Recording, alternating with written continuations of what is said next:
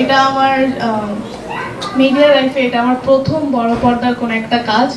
এতদিন ধরে দীর্ঘ অপেক্ষার পর এটা রিলিজ যাচ্ছে, যেটা আমার জন্য খুবই আনন্দময় একটা সময়।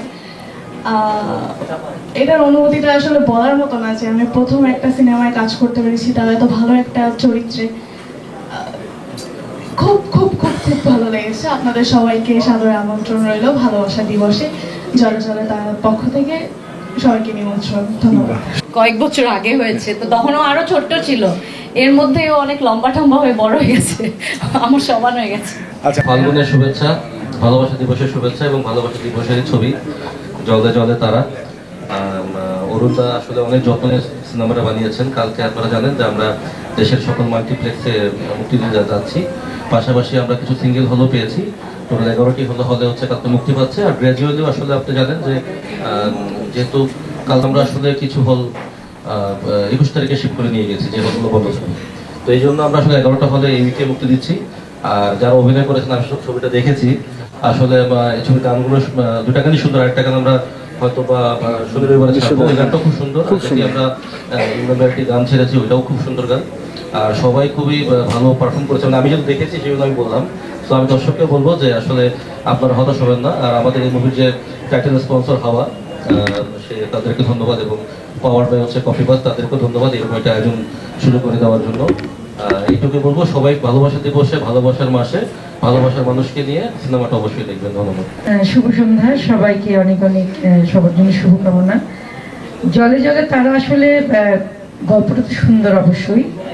নাইম যেভাবে বললো যে আমি প্রথম থেকে ছিলাম, প্রথম থেকে আসলে মানসিকভাবে ছিলাম। আমি শুটিংয়ে গেছি একদিন দেখতে, আর এটা তো সাথে থাকতেই হয়, যেহেতু আমাদের বাসায় অরুণ চৌধুরীর ডিরেকশন, আমার ছেলেটাতে ইনভলভ, এবং সব মানে বড় বড় অভিনয় শিল্পীর অভিনয় করেছে না। স্পেশালি আমি এডিটিং টেবিলে কিন্তু সত্যি কথা যেটা, মিথিলার অ্যাক্টিং দেখে অবাক, খুবই অবাক। আমি মিথিলাকে কখনোই এরকম ভাবিনি যে ও এই ক্যারেক্টারটা করতে পারবে সত্যিকারের তারার মতো। আর আমি আরো অনেক বেশি অবাক হয়েছি নাইমের গেটার দেখে। আমি ভাবতেই পারিনি যে সত্যিকারে কিভাবে মাঝি হয়ে গেল। আসলে এখানে পাবেলকে ধরে তো আমার মনে হয় যে দর্শক যে কি করবে ওকে দেখে হলের মধ্যে। প্রত্যেকে আসলে সবাই যে যার জায়গা থেকে খুব কষ্ট করেছে, এবং প্রত্যেকটা প্রডিউসার বলেন, পরিচালক বলেন, এবং যারা নেপথ্যে ছিলেন, রায়হান খান, সুব্রত রানা, প্রত্যেকেই, ফজলুর রহমান বাবু, মিঠু আপু আজকে উনি খুব অসুস্থ, জন্য আসতে পারেন নাই। প্রত্যেকেই আসলে না যার যার জায়গা থেকে মানে এফোর্ট দিয়েছেন, এবং কখনোই মনে হয়নি যে আচ্ছা এটা তো আমি টাকার বিনিময় করলাম, আচ্ছা আমি একটু করে চলি, এরকম না ব্যাপারটা মানে সবাই যেন তারা হয়ে গেছিল, সবাই যেন হাসান মাঝি হয়ে গেছিল, সবাই যে যার ক্যারেক্টার হয়ে হাসি মুখে কাজটি করছে। তো এই জিনিসটা আমার খুব ভালো লেগেছে। এবং যেহেতু এখন ছবিটার মুক্তি পেতে যাচ্ছে, আমি বলবো যারা সিনেমা প্রেমী, এটা একটা ভালোবাসার ছবি কিন্তু আসলে। তো আমি বলবো সবাই হলে গিয়ে দেখি না, আমরা সবাই মিলে হলে যাই। আমরা হলে গেলে তো আমাদের চলচ্চিত্র বাঁচবে, প্রডিউসাররা অনেক খুশি হবে, পরিচালকের অনেক ভালো লাগবে একটা ছবি দেখতে যদি সবাই যায়। আর আর্টিস্টরা অনেক বেশি খুশি হবে এই কারণে যে প্রচন্ড কষ্ট করে তারা অভিনয় করে। অভিনয়টা আসলেই অনেক কষ্টের ব্যাপার। সবার জন্য শুভকামনা রইল। তন্নি, তোমার গল্পটা খুবই সুন্দর, আর এটার কথাই সবাই বললো, গল্পের কথা, তোমার ডায়লগ সুন্দর ছিল। আসলে তো একটা টিম, সবাই মিলেই কাজ করেছে। সবাইকে শুভকামনা। Thank you. উপস্থিত আমার সাংবাদিক বন্ধুরা, আমি তো সাংবাদিকতা করতাম, এখন জলে জলে তারা নিয়ে সবাই বলে ফেলেছে, আমি অত বেশি বলবো না।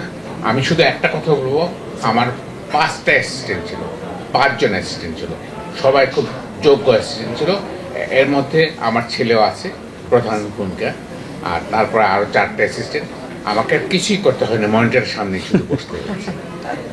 আমি সংক্ষেপে বলি, আমার ছবিটা আশা করি দর্শকদের ভালো লাগবে। আর আমি সরাসরি হুমায়ুন আহমেদ স্যারের মানে ছাত্র ছিলাম।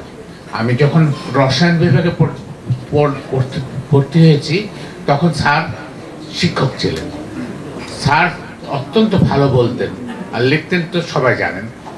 স্যার আমাকে এই যে স্যার কখনো উপন্যাসের